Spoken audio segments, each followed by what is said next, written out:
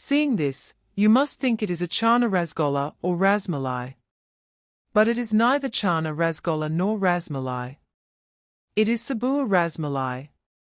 Make it with sabu at home, and make soft fluffy rasmalai. Not even a rasmalai will burst. It will be absolutely perfect. And everyone from children to adults will like it very much. To make soft fluffy rasmalai, I first took soaked sabu here. I had soaked the sabu the night before. However, while soaking the sabu, do not soak it with excess water. The sabu will give equal water. If you give too much water, it will not work.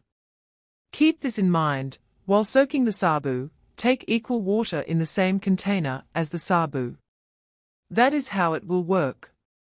And only then will you see that if you leave it for a few hours, the sabu will get wet like this. Okay, now look, I have powdered 2 spoons of sugar in the mixer jar. This time I have added the soaked sabu to the powdered sugar. And I will add 2 spoons of powdered milk. I made a dough by mixing 2 spoons of powdered sugar, soaked sabudana, and 2 spoons of powdered milk together in a mixer jar. When kneading by hand, the sabudana becomes sticky. So it will be difficult to knead. Therefore, it will be very easy to knead in the mixer jar. There is no need to run the mixer jar for too long. It will be done by running it for just 15 to 20 seconds. Then I am kneading it with a little ghee. If you knead it with ghee, it will not stick to your hands at all. There will be no difficulty in kneading. You only need to knead it for 1 to 2 minutes. Then I wash my hands once and rub a little ghee between both hands. Now I will add the rasmalai syrup.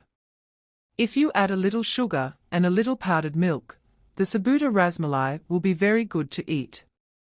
I will make small balls like this from this dough. Using both hands, roll it. So, see, it is very easy to make the rasmalai. Since it is already greased with ghee. If you apply a little ghee, there is no problem. Now, by the time I make the rasmalai, I let the milk heat up. I put 1 liter of liquid milk in a pan with a little water. I added 4 cardamoms. See, the milk has started boiling. By the time the milk starts boiling or thickens, I have made the rasmalai. I am showing you. See, the rasmalai is complete. It looks like the shape that is given when making chana rasmalai is exactly the same as when making rasgolla. Now, after thickening this milk, I added the rasmalai to the boiling milk. Now, keep the gas flame on medium and cook for 15 minutes. When the rasmalai were first added to the milk, you noticed that they sank to the bottom of the milk. But after 5 minutes, you will see that they will float. So sometimes I shake it lightly with a whisk or spatula. And look at the size of these, they have grown quite big. I add a little saffron. This is completely optional. Adding saffron gives a very beautiful color. If you don't have saffron at home, there is no need to add it. I have used large-grained sabudana here. You can use any sabudana.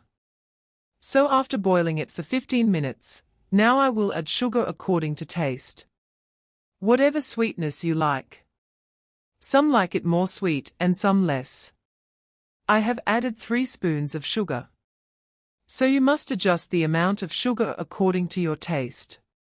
After adding sugar, I boiled it for a minute through a sieve. Until the sugar melts. After waiting, I turned off the gas. So I will show you one. See how beautiful it is. It looks exactly like a mini rasgolla. It looks like it has been made from chickpeas. When it cools, the milk will thicken. And then it will look even better. So now I am showing it in the hot state. I will definitely show it after it cools. I am showing it like this. Now look how soft and fluffy it is. I am pressing it with my fingers and showing it with 2 fingers. It is very fluffy and soft. And since these are sabu, there is no fear of breaking in the milk in any way. And after cooling it completely, look at the milk, how beautifully it has thickened. And how beautiful it looks. Soft and fluffy sabu rasmalai is made. You must use powdered milk and sugar while kneading the sabu. And while soaking the sabu, as I said, add water in equal amounts. And spread it with a little ghee. Only then will you make a perfectly soft and fluffy perfect rasmalai. If you keep in mind the tips that I have shared, no one will have any difficulty in making sabu rasmalai. Perfect soft and fluffy sabu rasmalai will be made for the very first time. If you like the video, please share it widely with your friends. Stay healthy everyone. Stay safe. Thank you.